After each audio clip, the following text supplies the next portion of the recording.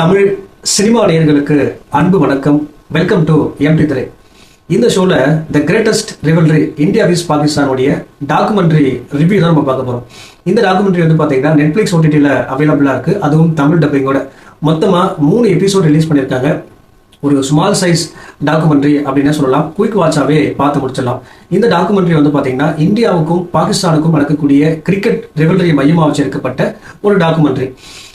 இது வந்து பார்த்தீங்கன்னா மதர் ஆஃப் ஆல் ரிவல்ரி அப்படின்ற மாதிரி பொதுவாக சொல்லுவாங்க. காரணம் என்ன அப்படின்னா, இந்தியா பாகிஸ்தான் எப்போ மோதினாலுமே வந்து பார்த்தீங்கன்னா கூட்டம் அலைமோதும்.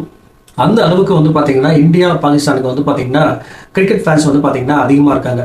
ஒரு காலகட்டத்தில் இந்தியா பாகிஸ்தானுக்கு போகிறதும் பாகிஸ்தான் இந்தியாவுக்கு போகிறதுமான ஒரு கிரிக்கெட் வந்து பார்த்தீங்கன்னா எப்போவுமே வந்து பார்த்தீங்கன்னா நார்மலாக விளையாடிட்டு இருப்பாங்க. காமனாக நடக்கக்கூடிய விஷயம். எப்போ இது ஸ்டாப் ஆச்சு, இந்தியா பாகிஸ்தான் ரிவல்ரி எப்போ உருவாச்சு, அண்ட் 99ல் பாகிஸ்தான் இந்தியாவுக்கு வரதும், அண்ட் 2004ல் இந்தியா பாகிஸ்தானுக்கு போகிறதும், இந்த 2 சீரீஸ்லையும் என்னென்ன மாதிரியான சுவாரஸ்யமான விஷயங்கள் நடந்துச்சு அப்படின்னு சொல்லி பல விஷயங்களை சொல்லக்கூடிய டாக்குமெண்ட்ரி தான் இந்த கிரேட்டஸ்ட் ரிவல்ரி இந்தியா விஸ் பாகிஸ்தான். இந்த டாக்குமெண்ட்ரியில எனக்கு பிடிச்ச விஷயம் என்ன அப்படின்னா, இந்த ஃபர்ஸ்ட் திங் 99ல் பாகிஸ்தான் இந்தியாவுக்கு வந்து டெஸ்ட் மேட்ச் விளையாடின அந்த சீரீஸ் தான். இந்தியா மோஸ்ட்லி ஜெயிக்கிற மாதிரி அந்த சீரீஸ் வந்து போயிட்டு இருப்பாங்க. அண்ட் டுவர்ட்ஸ் த எண்டு வந்து பார்த்தீங்கன்னா சாக்லி முஸ்டாக் வந்து பார்த்தீங்கன்னா விக்கெட் கடகடன்னு எடுத்து இந்தியாவை வந்து பார்த்தீங்கன்னா தோக்கடிச்சிருவாங்க சென்னை கிரவுண்டில். அண்ட் அது வந்து பார்த்தீங்கன்னா கிரிக்கெட் ஃபேன்ஸுக்கு பயங்கர டிசப்பாயிண்டிங்காக இருக்கும். இந்தியன் ஃபேன்ஸுக்கு குறிப்பாக வந்து பார்த்தீங்கன்னா அந்த மேட்ச்சில் பாகிஸ்தானுக்கு வந்து பார்த்தீங்கன்னா சென்னை ரசிகர்கள் அந்த அளவுக்கு வந்து பார்த்தீங்கன்னா செலிப்ரேட் பண்ணுவாங்க. அது பாகிஸ்தானுக்கு ஒரு பயங்கர ப்ரைடான மூமெண்ட்டாக இருந்துச்சு அப்படின்னு தான் சொல்லணும். அந்த சீரீஸில் 2 ஸ்டார் பிளேயர் வந்து பார்த்தீங்கன்னா எவல்யூஷன் ஆனாங்க. ஒன்று வந்து பார்த்தீங்கன்னா ஷேவாக்கு, இன்னொரு வந்து பார்த்தீங்கன்னா சோயப் அக்தர். சோயப் அக்தர் வந்து பார்த்தீங்கன்னா ஒரு மாசான என்ட்ரி அப்படின்னு சொல்லலாம். அதாவது வந்து ராகுல் டிராவிட் சச்சினுடைய விக்கெட்லாம் எடுப்பார். ரொம்ப பயங்கர மாசாக இருக்கும். அதே போல் வந்து பார்த்தீங்கன்னா ஷேவாக் 300 ரன்ஸ் அடிக்கிறதுலாம் வந்து பார்த்தீங்கன்னா சாதாரணமே இல்லை. அது வந்து ரொம்ப அசால்ட்டாக அடிச்சுட்டு போயிட்டே இருப்பார்.